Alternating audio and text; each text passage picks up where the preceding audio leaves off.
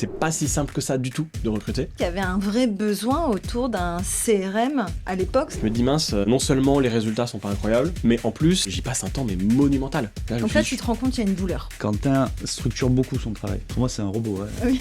Je fais les calculs, j'ai 18 mois d'épargne sur mon livret A. T'es décidé à créer Jarvis. Ouais, c'est compliqué de changer le quotidien d'une personne. Même si tu lui fais gagner du temps, tu bouleverses son quotidien. Déjà sur l'outil Jarvis, il y avait donc cette intégration sur LinkedIn qui a fait quand même votre particularité. Exact. La rapidité à laquelle on va, c'est qu'on a tous une valeur très importante, c'est l'impatience. C'est dans les valeurs officielles de C'est une valeur l'entreprise. chez nous. La valeur ajoutée pour nous en tant que recruteurs, directement vous pouvez importer tous les profils et faire le suivi en temps réel. Et c'est ça la réponse à la douleur. Soucieux non pas de se faire plaisir techniquement, mais soucieux que le fruit de son travail apporte aux autres. Juste pour finir, donc l'ambition Jarvis. Quelle est l'ambition Jarvis alors ? Bonjour à tous et à toutes, je suis ravie aujourd'hui de vous recevoir pour un nouvel épisode de People Place. Aujourd'hui, on a la chance de recevoir Johan Barry, directeur général de Jarvis. Salut Maud. Salut Johan. Et Quentin Decret, CEO de Jarvis. Salut Quentin. Salut Maud. Écoutez, je suis super contente de vous avoir tous les deux. En plus, vous venez directement de Bruxelles. Oui, c'est vrai. Exactement. C'est pas qu'on y habite, mais on y va pour voir nos clients. Exactement. Donc, c'était un super événement, il paraît. Vous avez vu des ambassadeurs, c'était top. Oui, super. Lancement officiel de la Belgique. Bon bravo à vous. Aujourd'hui, on va parler de Jarvis, de votre aventure entrepreneuriale, de la communauté que vous avez fédérée autour de vous et surtout des fonctionnalités Jarvis. On y va ? Quand tu veux. Allez, let's go. Bon, déjà, la première question, je pense, qui va intéresser pas mal de monde, c'est comment ça vous est venu l'idée de Jarvis ? Je crois que c'était toi, Quentin, qui avait en premier eu cette idée. Ouais, exactement. En fait, moi, je me suis frotté au monde du recrutement. Il faut savoir qu'avant Jarvis, Johan et moi, on avait une start-up. On s'est croisés d'ailleurs dans cette start-up-là, mais on y a travaillé tous les deux, et tous les deux à des postes de direction. Et qui dit start-up, souvent petite entreprise, moyen un peu réduit, malheureusement pas assez pour se payer les services d'un recruteur. Ouais. Et donc on a fait ça nous-mêmes, un peu innocemment. En tant que hiring manager. Non, j'étais CTO et CPO de la startup. Donc plutôt la partie produit et tech, mais je suis arrivé, maintenant il faut constituer des équipes, il faut les recruter. Donc les premières, ça se fait via le réseau, etc. Et puis au bout d'un moment, on se dit, maintenant il faut aller chercher un petit peu sur LinkedIn, on va aller sourcer un petit peu. Et donc je me suis lancé avec un peu la fleur au fusil, tu vois, voilà. Et en me disant que ça peut être simple, et en fait non. Pas du tout. Je vais pas te l'apprendre, mais c'est pas si simple que ça du tout de recruter. C'est clair. Et Surtout pour des managers qui sont pas forcément formés au recrutement. Ouais, complètement. Et en particulier le sourcing, je trouve qu'il y a en plus la technicité de comment je vais faire mes recherches, etc. Donc moi, je me dis mince, non seulement les résultats sont pas incroyables, mais en plus, j'y passe un temps mais monumental, tu vois. Je suis obligé de noter qui est-ce que j'ai contacté, de faire mes relances, etc. Alors, moi, j'aime pas me sentir un peu nul, donc c'est là où je prends contact avec des recruteurs, et je leur demande de m'expliquer comment eux ils font, enfin tu vois, s'ils sont d'accord pour m'expliquer et me dire ce que moi je fais mal et tout ça. Okay. Donc ils me donnent plein de tips qui sont intéressants, ça améliore nettement les résultats. Par contre, il y a un truc qui change pas, c'est que ça me prend un temps monumental, tu vois. Et à l'époque, tu avais un outil ou pas du tout qui t'aidait à structurer ton recrutement ? J'avais essayé, au début j'ai commencé avec Excel, j'ai essayé Excel, et après j'ai essayé des outils, j'ai essayé différents outils. Je vais pas citer les ATS pour pas vexer, etc. Mais ATS qui était très très très spécialisé, diffusion d'offres, donc ajouter un candidat dans l'ATS, c'était un enfer. Et tant bien même, j'en trouvais quand même qu'il y avait une petite extension pour rajouter le candidat depuis LinkedIn de façon assez facile. Déjà, il fallait le faire un par un. Ouais. Et puis après, c'était à moi de dire qu'est-ce que j'avais comme interaction avec eux, de noter l'avancement, etc. Et j'ai essayé des outils d'automatisation pour l'envoi de messages, comme par exemple Wallaxy ou des choses comme ça. Alors ça fait gagner du temps sur l'envoi des messages.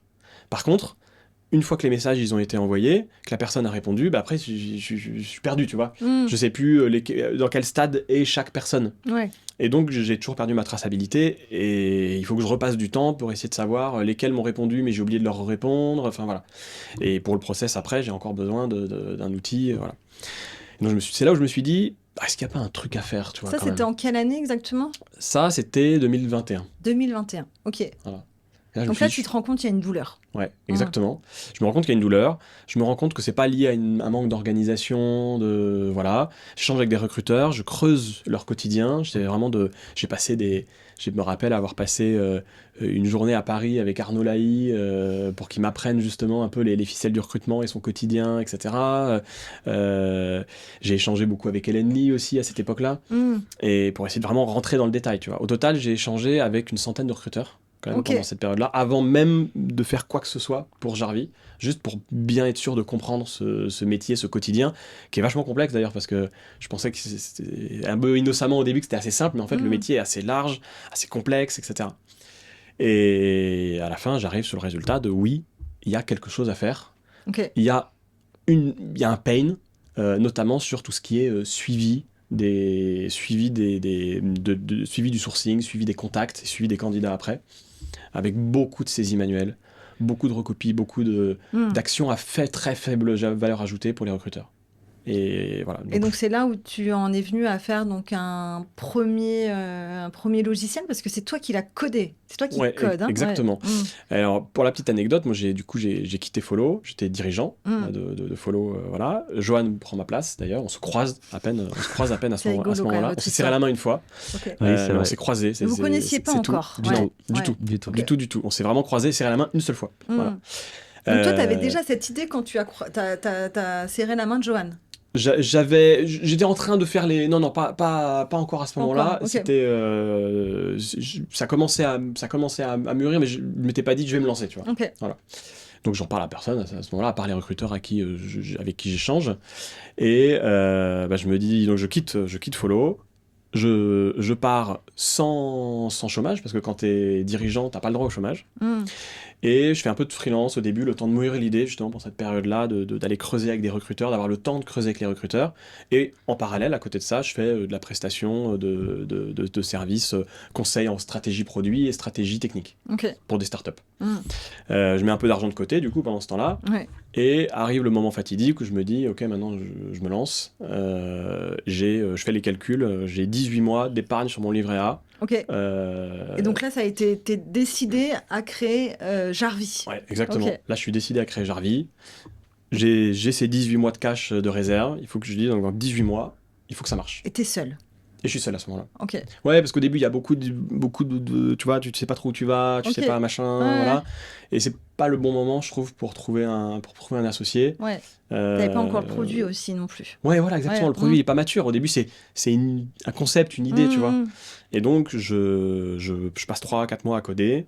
Je sors une première version Ok. en me disant, je vais faire un outil complémentaire, tu vois. Je vais pas venir bouleverser le quotidien des recruteurs, Ah. juste répondre à la difficulté que j'ai vue, un outil qui va leur permettre de suivre plus facilement, d'éviter les ressaisies, etc. Mais qui va venir en plus, tu vois, de l'ATS. Mm. Et les gens me disent, oh, je montrais, tu vois, c'est trop bien, excellent, etc. Et en fait, quand je les faisais tester, je voyais l'usage terminé. Ils Et donc n'utilisaient là, pas. déjà sur l'outil Jarvis, le premier outil Jarvis, il y avait donc cette intégration sur LinkedIn qui a Ouais. fait quand même votre particularité. Exactement. Donc ça, c'était déjà intégré. Il y avait Tout ça de dedans, suite. il y avait ça dedans, mais Ok. fallait plutôt le voir comme une forme de dashboard où tu Mm. savais avec chaque profil où est-ce que tu en étais, etc. Et tu pouvais importer donc tes profils Ouais. LinkedIn directement donc, dans Jarvis et donc faire ton suivi en fait. Exactement. Donc ça, c'était la valeur ajoutée pour nous en tant que recruteurs où en effet, on passait beaucoup de temps sur les projets LinkedIn. On savait, c'était un peu le bazar aussi. Ouais. Et on n'avait pas à rajouter avec la donne tous les profils. Là, directement, on pouvait importer tous les profils et faire le suivi en temps réel. Voilà, exactement. Et c'est ça la réponse à la douleur finalement. Voilà, exactement. C'était ça la réponse à la douleur. Par contre, il n'y avait pas les possibilités d'envoyer des messages depuis Jarvis. Pas encore. Et il n'y avait pas encore, effectivement, ce Ok. qu'il y a maintenant, mais il n'y avait pas à l'époque. Et il n'y avait pas non plus la possibilité de faire le suivi post, une fois que la personne te dit c'est bon, je suis intéressé, Mm. ben, tout ce suivi après, donc finalement de suivi du candidat, Ouais.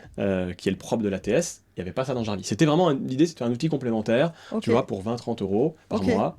Et voilà. Et Et les de faire recruteurs le me su- disaient de oui, faire le c'est suivi. cool. Tu vois, Ok. ils disaient ça correspond à un besoin, ça correspond au problème, Mm. ça me va. Et en fait, l'usage s'écroulait. Les gens me disaient que c'était cool, mais en utilisant, en fait, ils n'utilisaient pas. Voilà. Mm. Et c'est là où j'ai compris que c'est compliqué de changer le quotidien d'une personne.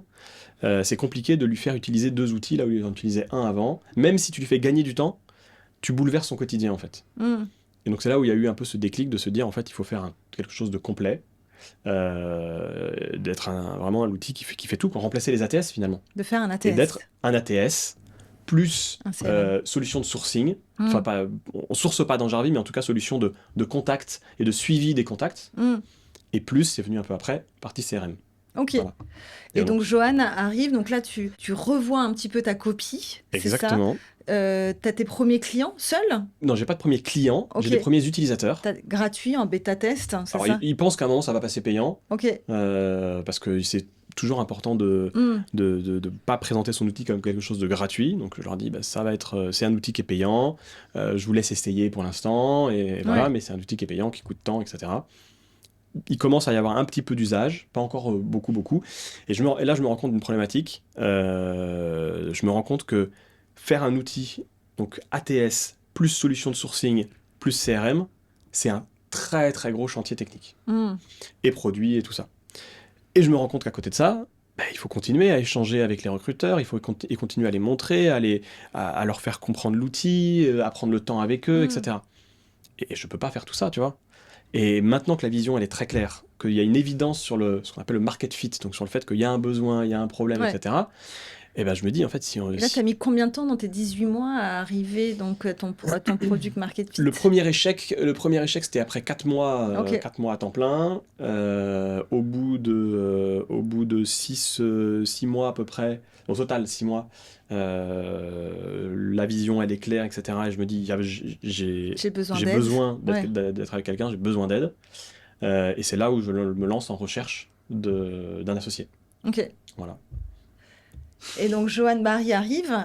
Alors ça n'a pas été si simple. Hein, ça n'a pas été si simple. On a mis du temps aussi à se découvrir. Moi, j'ai contacté plein de personnes, dont effectivement Johan, mais plutôt en mode... en fait, est-ce que tu connais j'ai des échos hyper positifs. C'est ça. J'avais des échos super positifs de Johan. Les gens qui étaient restés chez Follow me disaient il est trop fort, il est hyper sympa, il crée ce contact, etc. Et ça, c'est quelque chose qui me plaisait beaucoup. Voilà. Donc je le contacte, entre autres. On se dit, ok, travaillons un peu ensemble. Pour l'instant, on se promet rien. Et Johan, il voulait aussi découvrir le marché, quoi.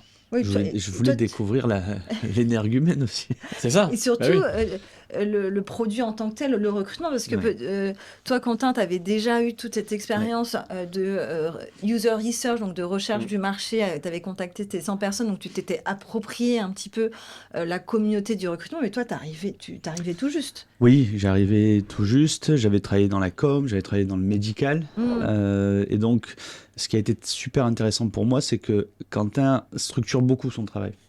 Et donc, toutes ces heures d'échange avec les recruteurs, il avait pris des notes, il avait son Notion.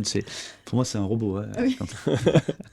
Et donc, quand j'arrive et que je m'intéresse au projet, j'ai un Notion structuré de centaines d'heures de vidéos que je peux éplucher, que je peux analyser, que je peux vraiment voir quels sont les besoins des recruteurs, faire un peu la même démarche qu'il a eue, mais en utilisant ces vidéos. Mais pour moi, c'était pas suffisant. Mais donc, toi, t'avais envie de te lancer dans un projet entrepreneurial aussi? Non, même pas. Parce que toi, t'étais en CDI, t'étais bien. Moi, j'étais directeur d'une boîte, j'étais en CDI, gros salaire. C'est sûr qu'au prime abord, il vient me proposer d'aller au chômage, de gagner moins d'argent, et j'ai sauté sur l'occasion. Qu'est-ce qui t'a dit, vas-y, j'y vais, en fait? La relation, le contact qu'on a eu ensemble. En fait, on avait beaucoup de respect réciproque parce qu'on avait des connaissances communes qui se trouve nous faisaient des éloges respectifs, et il y a eu ce respect. Et puis après, quand on a commencé à discuter, il a vu que je lui amenais des choses sur des choses qu'il maîtrisait pas et qui l'intéressaient pas trop, et vice versa. Moi, j'assume le fait d'être très mauvais sur le plan technique, d'avoir aucune appétence sur la tech, qui je pense est une force dans ce qu'on fait aujourd'hui chez Jarvis. Et en fait, on a commencé à faire connaissance, à travailler ensemble, et en fait, ça a été très fluide. C'est-à-dire que les relations dans le travail étaient très bonnes. Sur le plan perso, c'était très sain aussi. On avait plein de points communs, de choses. Moi, j'ai 3 garçons, il a 3 filles. Il y a eu plein de petits clins d'œil comme ça. Et donc, on a commencé sans se promettre à travailler ensemble. Et moi, ce qui était du coup important, c'était aussi de faire ma part de découvrir les recruteurs parler à des recruteurs, aller voir d'autres personnes que lui n'avait pas rencontrées. Donc ça, c'était en quelle année ça? C'était en 2022. 2022. Donc ça, c'était après 6-8 mois, c'est ça? On est fin 2022. Ouais. Ok. On est deuxième partie de 2022. T'es presque à ton année, en fait, toi, voilà. Oui, Okay. tout à fait. De test, ok. Et me faisant mon propre avis, rencontrant des recruteurs, voyant un peu ce qu'il y a aussi comme type d'outils sur le marché, on arrive à une conclusion où on se dit que si on arrive à faire ce qu'on pense, c'est-à-dire amener cet outil là où on veut l'amener, sur cette typologie de personnes et avec notre capacité il y a plein de choses, il y a le produit, il y a l'équipe, il y a l'accompagnement, enfin voilà, d'être exigeant envers nous-mêmes et optimal sur cette partie-là, je pense qu'il y a quelque chose à faire, et donc on se tape dans la main, on dit on y va.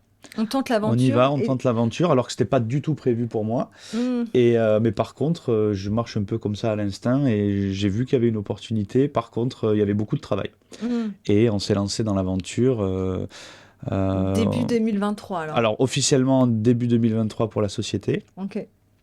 Mais la chance qu'on a eue et qui nous a permis de nous lancer, c'est que... tous les bêta-testeurs à qui on a proposé d'acheter leur licence Jarvis, ce qui pour nous était un déclencheur énorme, c'est-à-dire que tu présentes un outil en bêta et tu leur dis demain je le vends, est-ce que tu l'achètes? Et ils ont tous dit oui. Et donc en fait nous on s'était dit si 50% disent oui, on se lance. Avec 100% on dit oui. Et donc du coup donc là sur ta centaine de personnes avec qui tu as fait ta recherche utilisateur, tu avais une grosse partie d'entre eux qui ont acheté la solution Jarvis. Oui, en fait, sur les 100 avec qui j'ai échangé au début, moi j'ai échangé avec beaucoup de recruteurs qui ne sont pas forcément des recruteurs en cabinet ou indépendants, etc. Donc qui sont hors cible en fait.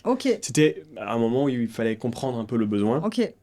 Et nous, on a fait le choix d'aller vraiment sur les recruteurs qui sont en cabinet, qui sont indépendants, etc. Parce que aujourd'hui, c'est un peu les moins bien lotis, et pourtant, c'est ceux qui travaillent le plus finalement en recrutement. Donc c'est comme ça que vous avez défini le positionnement en fait, de Jarvis, c'était on commence par les cabinets de recrutement. Ouais, en fait, on commence exactement, parce que c'est ceux qui sont le plus en souffrance au niveau des outils, et paradoxalement, c'est ceux qui ont le plus besoin d'avoir de l'aide et d'avoir quelque chose qui leur fait gagner énormément de temps et qui leur apporte aussi beaucoup de sérénité, de fluidité dans leur quotidien. Donc c'était la cible évidente en fait. C'est aussi des gens qui ont eu ce côté innovateur aussi, tu vois, qui ont été capables de dire attends, il y a une idée, il y a quelque chose, j'ai envie de tester, j'ai envie de voir. Et c'est les gens qui se sont lancés au début avec nous. Vous avez refait en fait un autre échantillon, voilà, et donc dans cet échantillon-là, 100% des personnes ont pris la solution Jarvis au démarrage. Et donc c'est là où vous vous êtes dit, ok, il y a vraiment un truc à faire. On a fait signer les premiers devis, la boîte n'existait même pas. Tu vois. Société en cours d'immatriculation. C'est dingue. Parce que ça répondait à une douleur. Et c'était, qu'est-ce que vous disiez en fait les cabinets de recrutement? C'était quoi la fonctionnalité phare qui leur disait, ok, j'y vais en fait, ça répond vraiment à mon besoin, et même si j'ai un ATS qui était déjà implanté en fait. Je vais laisser Johan répondre, parce que c'est Johan qui était au moment même si j'étais à plusieurs, mais qui était au moment de justement ce moment d'annonce là. Qui était très important pour ces bêta utilisateurs, et ce qui est le plus ressorti lors des premières ventes, pré-ventes on va dire, c'était deux choses. Il y avait le gain de temps. C'était des gens qui disaient qu'ils économisaient beaucoup d'argent grâce à Jarvis et de temps. Mais surtout, il y a une charge mentale qui baissait. Aujourd'hui, ils se retrouvaient avec un outil à l'époque où les informations importantes à leurs yeux étaient disponibles dans Jarvis, étaient structurées et étaient à leur bonne place. Des choses toutes simples, mais être en capacité de savoir qui tu n'as pas contacté, qui tu as contacté, qui tu as relancé ou qui t'a répondu. Pour le sourcing. Pour le sourcing, par exemple. Si à chaque fois tu dois rechercher, je l'ai contacté par email, est-ce que c'est par message, est-ce que c'est par mail, je ne sais plus si j'ai relancé lui ou pas. Là, en fait, tout ça, tu ne te poses plus la question parce que tout est organisé pour toi. Et donc ça a apporté une charge mentale. Tu vois, tu sentais une pression qui redescendait. C'est vrai que le sourcing était très mal loti, et c'était compliqué de faire cette intégration aussi avec LinkedIn et de te dire, finalement, il est où mon candidat en fait? Moi, en fait, en règle générale, les meilleurs arguments pour Jarvis, ce sont les clients qui nous les donnent, ce sont leurs retours. J'ai assez fréquemment le retour de « je reprends du plaisir à faire du sourcing ». Parce qu'en fait, en soi, l'activité de sourcing, elle est passionnante. Mais si tu es tout le temps en train de chercher l'information, si tu fais des tâches répétitives ou chronophages, c'est ça qui te plaît pas en fait. C'est pas l'activité en elle-même, c'est tout ce qui l'entoure et la perte de temps. Et là aujourd'hui, si tu amènes de l'efficacité et du gain de temps là-dedans, tu retrouves vraiment du plaisir à faire ça, et c'est quelque chose qu'on a eu à de multiples reprises.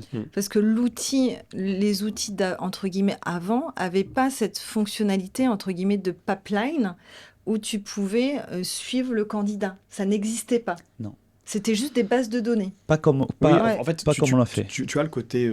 tu as le côté pipeline suivi, mais c'est à toi de dire où est-ce qu'il en est, tu vois. Les ATS, ils sont faits pour que tu dises, ok, j'ai fait le premier entretien, le deuxième entretien, etc., etc. Mais, que tu marques à la main. Mais en fait, ils sont pas intégrés à toutes les solutions avec lesquelles tu échanges. Ouais. Beaucoup étaient quand même déjà connectés avec la boîte mail, mais pas beaucoup avec l'agenda, déjà, alors que commodité quand même assez basique, tu vois. Et alors avec LinkedIn, bien sûr, aucun, tu vois. Ouais. Et je pense que nous, notre particularité, c'est pas juste la connexion avec LinkedIn. Ouais. C'est plus globalement permettre d'agréger dans Jarvis de façon automatique toutes les données qu'un recruteur éparpille un peu à droite, à gauche, sur une CV Tech comme Hello Work, sur bien sûr LinkedIn, mais aussi dans son email, dans son agenda, etc. On parle aussi de WhatsApp, des fois tu envoies un petit WhatsApp au candidat, ou Telegram, enfin voilà. Et nous, c'est vraiment cette idée de dire, ok, en fait, tout ce que tu, pour bien travailler, devrais noter à la main, nous on va l'agréger, on va le recentraliser pour toi, tout seul, automatiquement. Toutes les communications Exactement. sont dans Jarvis. C'est bien de savoir qu'il y a des communications, c'est encore mieux si tu sais quelle personne a répondu et quelle personne tu as relancé. Et c'est là-dessus où ça fait une grosse différence. Et c'est là-dessus où vous avez fait la différence. Et c'est quelque chose qui est perceptible très rapidement pour le recruteur. Et donc du coup, le bénéfice d'utiliser Jarvis, et du coup ce qu'on recherchait depuis le début avec Quentin, c'était de lancer l'usage. Le plus difficile, c'est après d'avoir un usage régulier sur la plateforme. Ça nous a permis d'y arriver. Et le deuxième élément, donc il y avait donc déjà cette réussite en termes de product market fit, c'est-à-dire ok, j'ai fait un produit qui sert, un produit qui aide des clients. Et la deuxième grosse étape, c'était donc la création de la communauté. Vous aviez été aussi précurseur dans ce sujet-là. Je ne pense pas que ça n'existait encore dans les RH et dans le recrutement, de lever des fonds avec la communauté, et notamment donc, ce qu'on appelle des Key Opinion Leaders, dans une communauté qui était assez... qui se connaît, en fait, finalement. Ouais, d'autant plus qu'on n'était pas, entre guillemets, du sérail. Oui, exactement. C'est très drôle, de te l'entendre dire comme ça, tu vois, aujourd'hui, parce que je me rends compte que c'est la réalité, ce que tu dis. Oui. Mais nous, on l'a jamais vu comme ça. Déjà, avec Johan, quand on a commencé, on s'est dit, bon, par contre, on va avoir une difficulté, c'est qu'on est nul en marketing. Et on n'aime pas ça. Et ça, vous l'êtes dit. On se l'est dit. Je peux te le dire encore. Je sais pas, on n'est pas bon. Lui comme moi, marketing, on n'est pas bon. Et c'est toujours vrai. Par contre, on passe un temps avec nos clients, à essayer de comprendre nos utilisateurs. Au début, c'est des bêta-testeurs, tu vois, et à comprendre leur quotidien, comment est-ce qu'ils utilisent Jarvis, les petits détails, les petites choses, leurs suggestions, leurs idées, et avec une telle proximité que on intègre très très vite les améliorations. Et on le fait toujours. Oui, ça c'est vrai que c'était rapide en termes de service client, c'était juste génial. Et il y a des suggestions des fois qui sont évidentes, on dit mais oui, mais bien sûr, c'est plus clair comme ça, tac, on fait le changement, et c'est fait dans la journée, tu vois, ou dans l'heure, ou dans la minute même. Et on garde ce côté-là toujours. Donc en fait, assez naturellement, on a commencé à avoir cette proximité en fait avec ces premiers utilisateurs de. Donc ça c'était quoi? Ça c'était le premier trimestre, ça c'était fin 2022. Ces premiers bêta-testeurs, on avait déjà cette proximité forte avec eux en fait. Et donc c'est le premier trimestre 2023 où vous décidez de vous dire, ok, on va se rapprocher de personnes peut-être reconnues dans le secteur du recrutement pour qu'on puisse avoir des voix authentiques et incarnées pour qu'ils puissent parler de Jarvis. C'était ça la volonté de départ. Alors ça s'est fait encore plus. Ouais, ça s'est vraiment. Enfin, tu vois, on part des bêta-testeurs. Il y a cette proximité qui s'installe. On fait un petit calcul business plan, etc. On est au tout début de Jarvis. On se dit, je sais pas à quelle vitesse on va croître, tu vois. Il y a quand même un moment où il va falloir que le livret A il va être à sec, tu vois. À ce moment-là, il restait 6 mois en fait avant la mise à sec du livret A, tu vois. Ouais. Donc est-ce qu'en 6 mois de commercialisation, on va réussir à avoir une boîte qui va être à l'équilibre financièrement? Il y a quand même peu de chance. Enfin, je ne connais pas beaucoup de startups qui en 6 mois arrivent à être rentables, tu vois. Et donc on se dit, bon, on va peut-être essayer de faire on va proposer à nos bêta-testeurs d'investir dans la solution. Et comment est venue cette idée? C'est une idée, c'est des choses qu'on avait déjà vues dans d'autres startups. Ok. Et l'idée nous vient, par contre, on veut être assez exigeant aussi, c'est-à-dire que l'idée, c'est de pas dire on ouvre le capital de notre boîte, c'est pas ça. C'est les gens, il y avait un côté aussi partage avec la communauté qui était de dire, voilà, nous, on y croit, nous, on pense que ça va fonctionner, mais, entre guillemets, il y a plein de gens qui nous ont aidés, tu vois, à faire le produit. Donc, c'était aussi une façon d'ouvrir la communauté en disant, on veut créer une aventure humaine, et ceux qui veulent viennent. Mais, par contre, on le proposait à ces fameux bêta-utilisateurs, et on va dire les tout premiers clients qu'on avait en janvier et février, parce que je crois qu'on a fait fin février 2022. Et donc, au final, on ne s'adresse pas à énormément de monde. Et la réalité, c'est qu'on ne s'adresse pas à des influenceurs ou des leaders. À la base, c'était pas du tout l'objectif. Mais aujourd'hui, peut-être qu'on peut même citer des noms, mais tu as des recruteurs indépendants qui sont au capital de Jarvis, autant que toi. Alors, toi, c'était particulier puisque tu avais de la visibilité, de la notoriété, mais tu correspondais au schéma dans lequel on était. Une des toutes premières à nous faire confiance. La réalité, c'est pas... Maud est venue chez Jarvis en tant qu'associé. C'est tu as utilisé Jarvis. Tout à fait. Et tu t'es retrouvé au moment où on a ouvert le capital. C'est vrai. Voilà, c'était l'opportunité. L'ordre, c'est celui-là. C'est-à-dire, avant ça, tu nous as fait confiance.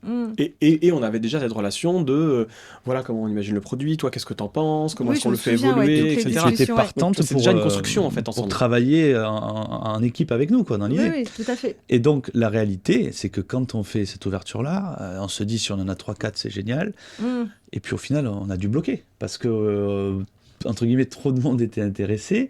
Et l'idée, c'était pas de lever des fonds pour de lever des fonds. Hein.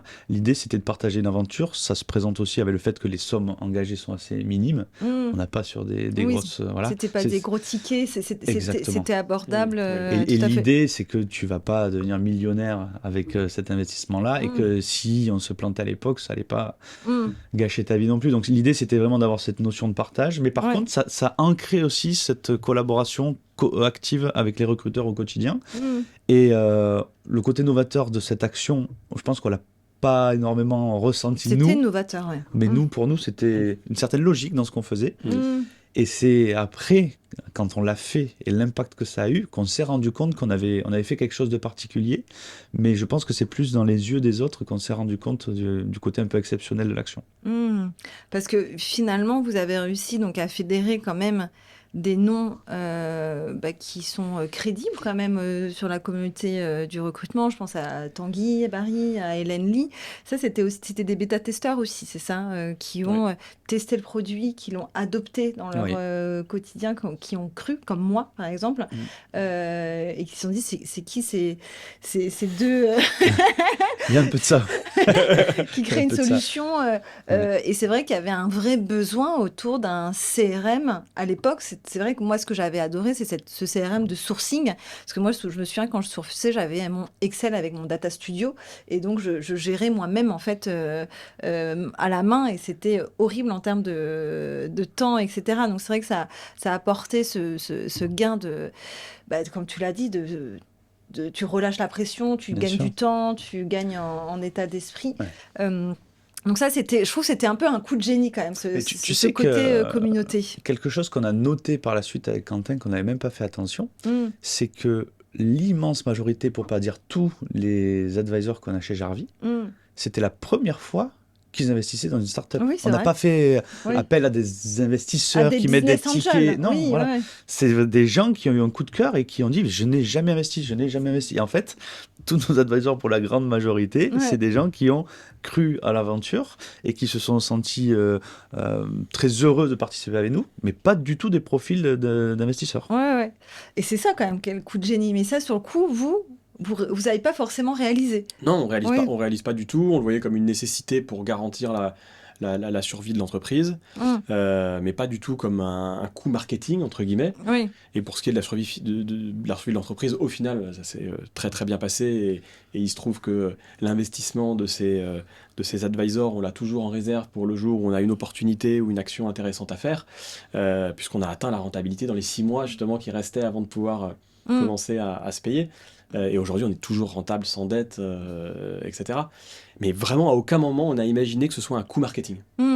Et donc après, il y a eu donc cette communauté qui s'est créée. Toi, ton expertise quand même autour des sales et de la vente, ce qui a fait aussi que Jarvis a pris aussi de l'ampleur, ton style particulier. Donc comment tu t'es dit, ok, maintenant ça y est, je vais dans cette aventure Jarvis.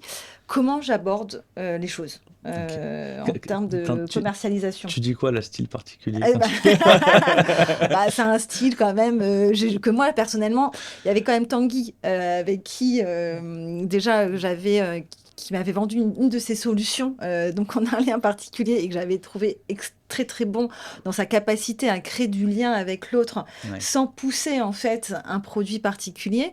Et toi, tu vois, je trouve que voilà, tu as une relation très humaine et qui change en fait dans un écosystème où on est souvent perçu quand même comme une carte de crédit, nous en tant que RH ou en tant que recruteur, et on veut te vendre absolument une solution rapide. Et donc quand même c'est ça le style particulier, le style de Johan, quoi. Tu vois. Et qui est devenu d'ailleurs le style de Jarvis, en fait. Exactement, et qui est devenu le style de Jarvis. Est-ce que tu nous en dire un petit peu plus? Pour être honnête, j'ai toujours fonctionné comme ça et j'ai toujours été un peu particulier dans le monde de la vente, dans les entreprises dans lesquelles je suis passé, parce que j'ai toujours fonctionné comme ça. Le côté humain m'intéresse beaucoup et surtout, j'aime être efficace. Et évidemment, quand tu t'intéresses sincèrement aux gens et que tu comprends vraiment leur fonctionnement, tu es beaucoup plus efficace dans tes rendez-vous. C'est bizarre. Et il se trouve qu'avec Quentin, il y avait une grosse notion de plaisir à créer Jarvis. On voyait qu'il y avait quelque chose qui se passait et j'ai voulu vraiment travailler comme j'aime. Moi, ce que j'aime, c'est rencontrer des gens, comprendre leur quotidien, m'intéresser sincèrement à ce qu'ils font. Je me parle aussi beaucoup dans le sens où les gens me connaissent, tu vois, les gens savent qui je suis, quelle est ma vie. Donc c'est un vrai échange. Je pense que pour avoir beaucoup d'informations sur quelqu'un et qu'il te parle, il faut aussi donner. Donc voilà, je crée une vraie relation. Pour moi, clairement, dans l'idée, si tu prends pas Jarvis, c'est pas grave. Tu vois, c'est pas la fin du monde. Moi, ce que je veux, j'en suis arrivé à un point où je veux que tu prennes Jarvis parce que ça te fait plaisir. Et si c'est pas le cas, ne le prends pas. Tu vois. Et donc, ça, c'est très intéressant d'avoir cette notion de comprendre quel est le produit, qu'est-ce qu'il fait, comment il peut répondre à tes attentes, comprendre qui on est, pourquoi on a monté cette boîte. Et en fait, je ne vends pas qu'une solution. Je vends un projet, je vends une innovation, je vends toute une aventure qu'il y a autour de Jarvis. Et ça a beaucoup plu au niveau des recruteurs de voir que c'était pas que une solution. Il y a plein de petites choses qui accompagnent ce que je fais, la rapidité de réaction sur le support. Ça, c'était quand même extraordinaire. L'accompagnement quand tu as chez Jarvis. Donc tu te sens en fait entouré. Nous, il y a beaucoup de recruteurs indépendants qui utilisent Jarvis et qui se sentent dans l'équipe avec nous, parce qu'ils ont un interlocuteur, parce que si j'ai une question, ça répond. Et donc ce côté humain très ancré que je mets en avant, pour moi, il a vraiment été le curseur sur le début de Jarvis, c'est-à-dire on avait des gens en fait qui adoraient tellement le produit et l'équipe, qui en faisaient des posts LinkedIn. Donc finalement, ils étaient contents de... bien sûr. Ils étaient fiers, en fait, il y avait un sentiment de fierté d'utiliser Jarvis. Voilà. Et remets ça en perspective de ce qu'on disait tout à l'heure, on est nul en marketing. Tu vois, je sais pas communiquer, Quentin non plus, et on est surtout adepte, nous, de mettre les bonnes personnes aux bons endroits. Donc, si je sais pas faire de marketing, je vais pas passer 3 jours à essayer d'être bon. Voilà. Et il se trouve que des personnes comme toi, au tout début, et les bêta utilisateurs et les premiers clients, on dit, j'ai trouvé une solution, c'est génial. J'aime ci, j'aime ça. Voilà. Il y a eu beaucoup de communication sur LinkedIn, et ce qui a créé en fait un bouche à oreille. Exactement. Et ça, c'est devenu notre marque de fabrique parce qu'aujourd'hui encore, les effectifs grandissant chez Jarvis, les équipes s'étoffant, je peux dire avec beaucoup de satisfaction qu'on ne prospecte pas du tout et que c'est toujours ce bouche à oreille. Et tu vois, en fait, la satisfaction des utilisateurs, c'est pas quelque chose qui est acquis. Il faut qu'ils soient contents du produit, il faut qu'ils soient contents de la personne.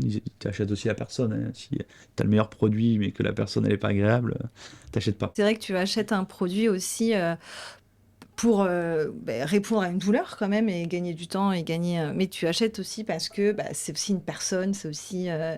en effet une communauté derrière. Et en fait, nous, ça nous oblige à avoir une exigence au quotidien, que ce soit sur l'équipe produit, sur l'équipe accompagnement, sur le support, parce que si tu veux maintenir cette satisfaction, tu es obligé toi aussi d'être très exigeant. C'est quelque chose qu'on arrive à faire aujourd'hui. Et du coup, on a le plaisir d'avoir au quotidien des posts de personnes qui aujourd'hui sont obligés de dire que c'est pas sponsorisé, parce que des fois les gens le pensent, mais non, vraiment, on ne sponsorise pas les posts. D'ailleurs, je le dis officiellement. Oui, tout à fait. Ouais. On ne paye pas les gens pour les posts. Oui, je peux le dire. Voilà, c'est un vrai plaisir de tirer de l'avantage, on va dire, de notre travail quotidien qu'on fait avec plaisir. Hein. Mais c'est vrai que les clients nous le rendent bien. Ouais, donc vous êtes parti vraiment d'une douleur, d'un problème que vous avez remis dans un contexte humain, et c'est ce qui a fait en fait la sauce Jarvis et le succès aujourd'hui, en tout cas que vous avez.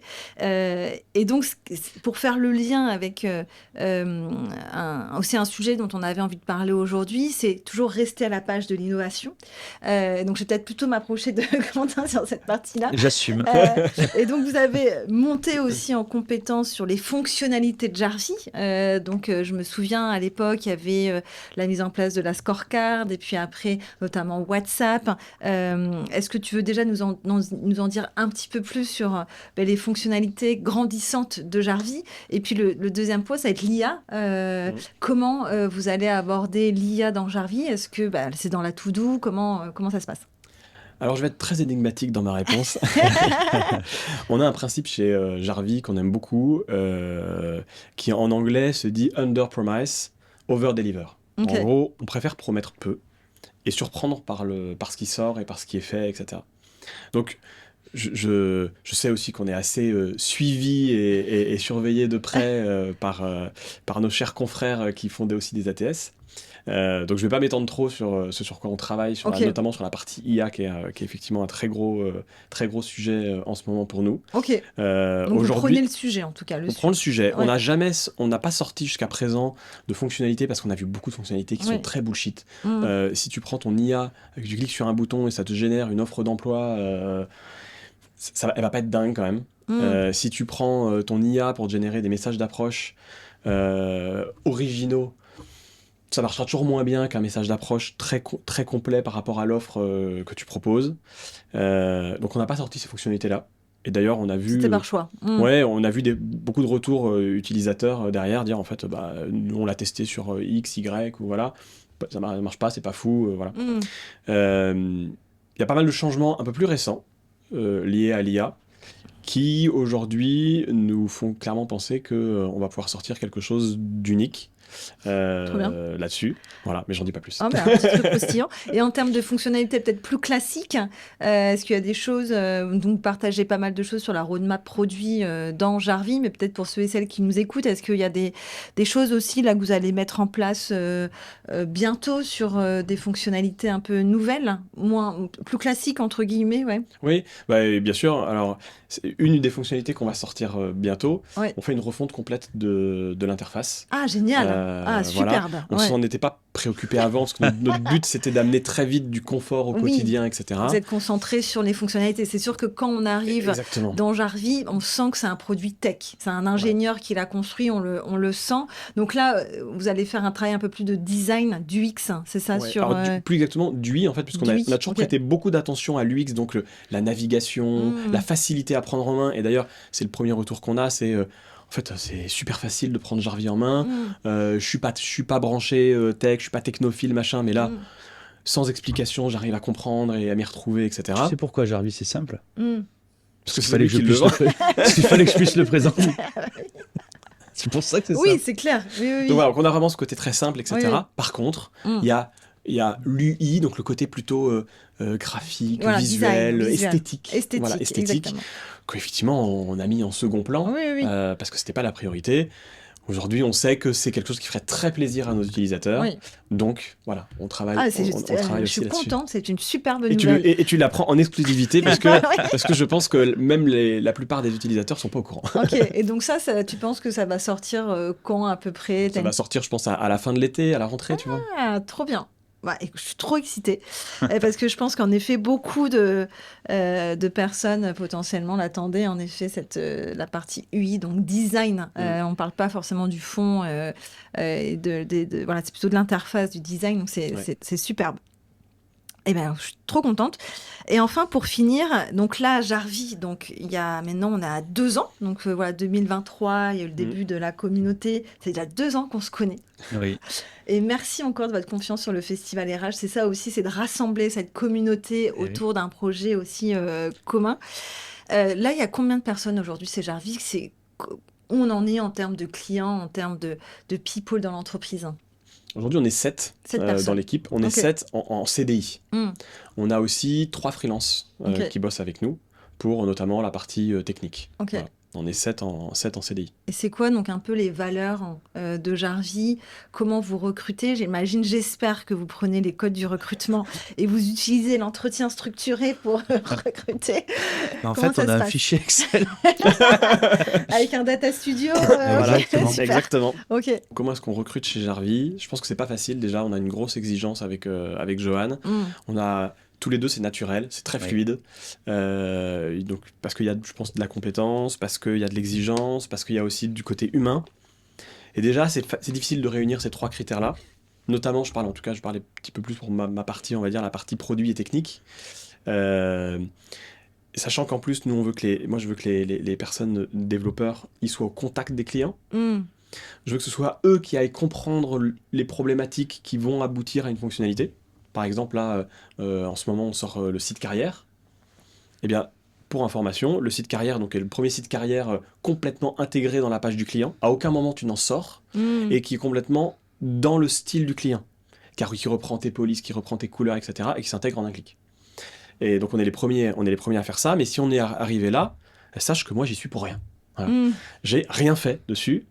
Baptiste, qui est le premier développeur à nous avoir rejoints, on savait que c'était un sujet chez les utilisateurs. Je lui ai dit, écoute Baptiste, est-ce que tu veux prendre ce sujet-là? Il me dit oui, avec plaisir.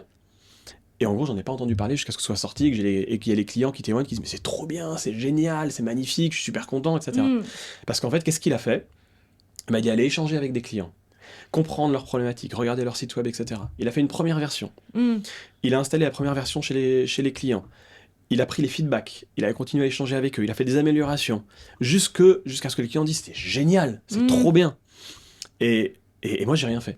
Et ça, avoir un développeur qui est capable d'interagir comme ça, de comprendre, d'imaginer la solution, d'itérer dessus, de s'assurer de la qualité, et même si jamais un jour il y a quelqu'un qui lui remonte un bug ou une demande, et ben il est là au support pour répondre, qui est capable de faire quelque chose d'aussi large, et ben c'est super difficile. Donc c'est quoi? C'est une question d'autonomie, une des valeurs de Jarvis, ou de proactivité? Oui, autonomie, proactivité, contact humain. Tu as un côté 360 aussi, parce que pour la partie sales aussi, tu fais du support, on veut aussi garder cette proximité. C'est une polyvalence. Oui, il y a de la polyvalence. Il y a un côté entrepreneuriat aussi qui est important, je pense, pour arriver si tôt dans une entreprise comme Jarvis. Et après, il y a la rapidité à laquelle on va, que ce soit pour les ventes ou pour les features, c'est qu'on a tous une valeur très importante, c'est l'impatience. C'est dans les valeurs officielles de l'entreprise. L'impatience. L'impatience. On aime que les choses avancent. Et du coup, avec tout ce qu'on vient de te dire là, c'est pas évident de trouver la bonne personne, mais on y arrive. Mais voilà, on a un process de recrutement assez poussé pour essayer de faire les bons choix. Mais on est conscient que on embauche des perles. Et voilà, et les 2 premières personnes, les 2 premières personnes à nous avoir rejointes, c'est du coup Sarah et Baptiste, et qui aujourd'hui sont carrément devenus associés. Voilà. Ok, donc il y a aussi, on ferme aussi la boucle en donnant aussi des parts. L'investissement et le travail mis dans l'entreprise le méritent, et du coup, c'est naturel. Toujours dans cette idée de partage et de communauté. Donc on va jusqu'au bout, même avec nos salariés. On recherche des entrepreneurs, donc on les traite comme des entrepreneurs aussi. Après, n'oublie pas, un salarié n'est pas un entrepreneur. Ça, c'est mon côté DRH qui parle. Mais c'est bien en effet mais comment d'intégrer... tu fais alors, un salarié investisseur, c'est quoi? Un salarié, oui, bah après tu peux prendre des parts, mais tu as quand même un contrat de travail qui régit la collaboration. Bien sûr, mais c'est l'état d'esprit. En fait, c'est cet état d'esprit de vouloir réfléchir, se creuser la tête, imaginer et avoir la relation. Pas juste se faire plaisir dans son bureau, dans une chambre, dans une cave pour un développeur. C'est plutôt voilà. l'esprit plutôt de curiosité qui nourrit des personnalités autour, qui sont assez entrepreneuriales. Et ces valeurs sur le plan humain de vraiment vouloir, faire avancer les choses. Et qui, je pense, il faut trouver des personnes avec ce profil-là pour continuer à être dans l'ADN Jarvie, d'avoir le plaisir de recruter ces gens-là et de les avoir à bord avec nous. Alors, comment vous faites pour recruter? Est-ce que vous avez des questions Tu veux les secrets du process de recrutement? Parce que comment vous utilisez, j'imagine vous utilisez Jarvie, mais est-ce que vous avez, comment vous définissez un peu vos fiches de poste? Écoute, je peux te dire pour le dev, parce que c'est assez drôle en plus la façon dont on le fait. Le développeur, il commence par, quand il candidate ou quand on le source, il reçoit un lien et on lui dit toutes les informations sont dans cette page blanche. Ok. Donc, il clique sur le lien, il arrive, page blanche. Et là, faut Donc ça, c'est l'offre. Ça, c'est l'offre, ouais. Okay. Enfin, dans l'offre, il y a quand même les détails de l'offre. Ok. Voilà, mais on lui dit, une fois qu'il postule, il reçoit un mail et on lui dit si tu veux passer à l'étape suivante. Fun. Il faut que tu vas sur ce lien-là. Okay. Tu vas arriver sur une page blanche. Toutes les infos sont dedans. Ok. Donc il arrive sur la page blanche. Là, faut être un peu tech, mais c'est le niveau de base si tu veux. Et il regarde dans la page, dans le code de la page, il trouve les informations. Ouais. Voilà, exactement. Mais t'es calé, la vache. Moi, je pense que je pourrais postuler chez Jarvie. Bah vas-y, avec plaisir. Moi, je peux pas. Exactement, dans la console, et donc il trouve les infos, il fait un appel à l'API Jarvie, et hop, il fait passer sa candidature à l'étape suivante. Fun, ok. Là, on repose un peu d'autres questions, et notamment, une question qui est importante pour nous, c'est est-ce que tu as déjà, dans ta vie, fait quelque chose, fait un produit ou un petit quelque chose pour quelqu'un, sans que ce soit dans le cadre de ton travail, ou que ce soit dans le cadre de tes études.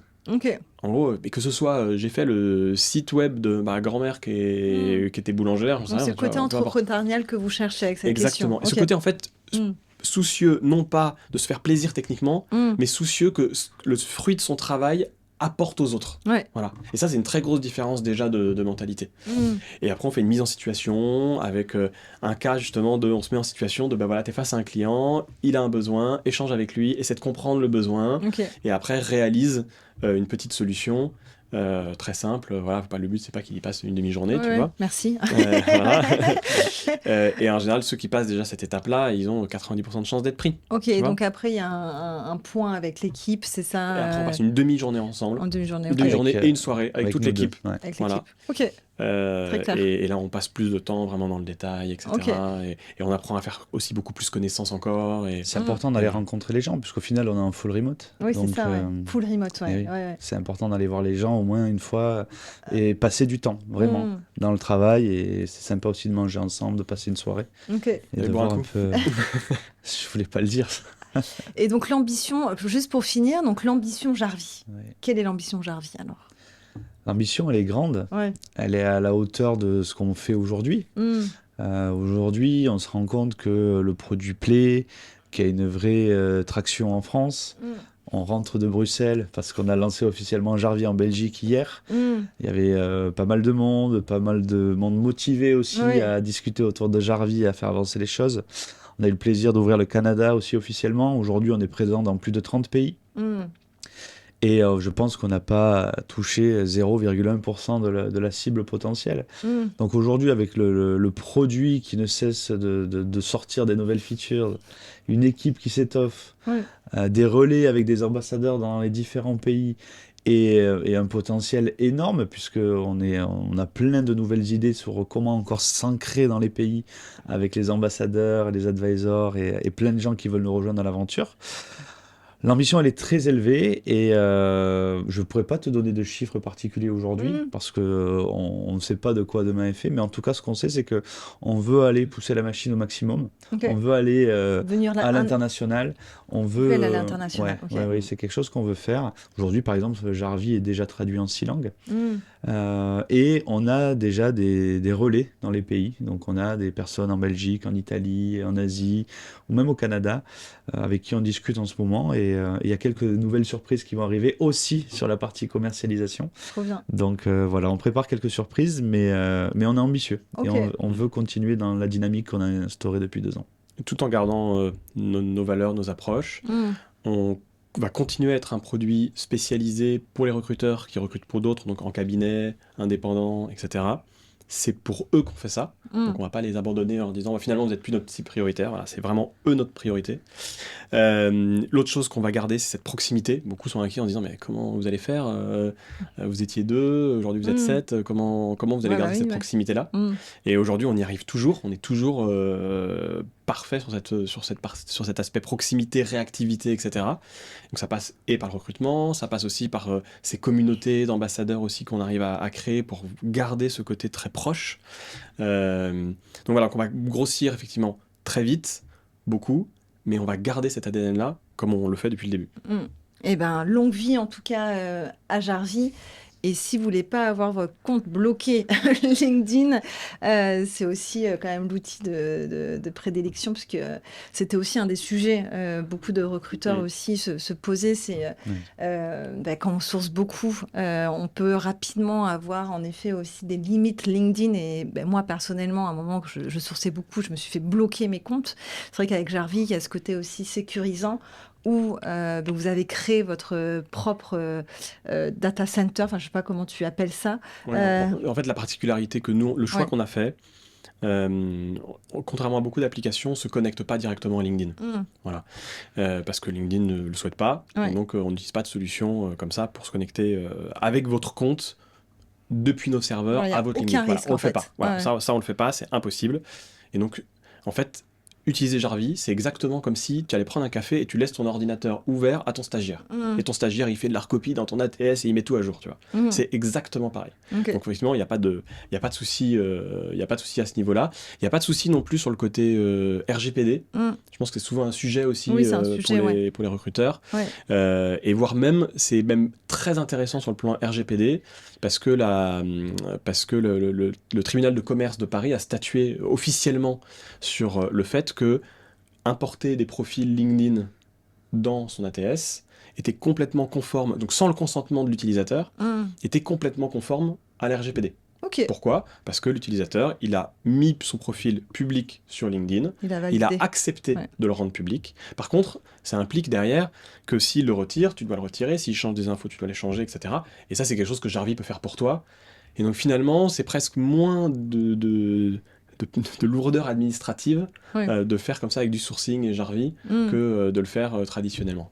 Longue vie à Jarvie. Bravo en tout cas pour cette aventure en 2 ans. C'est extraordinaire ce que vous avez fait. Et on se dit à très vite au Festival RH. Merci à toi d'être à notre côté depuis le début. On sera évidemment présent toute l'équipe Jarvie au Festival RH.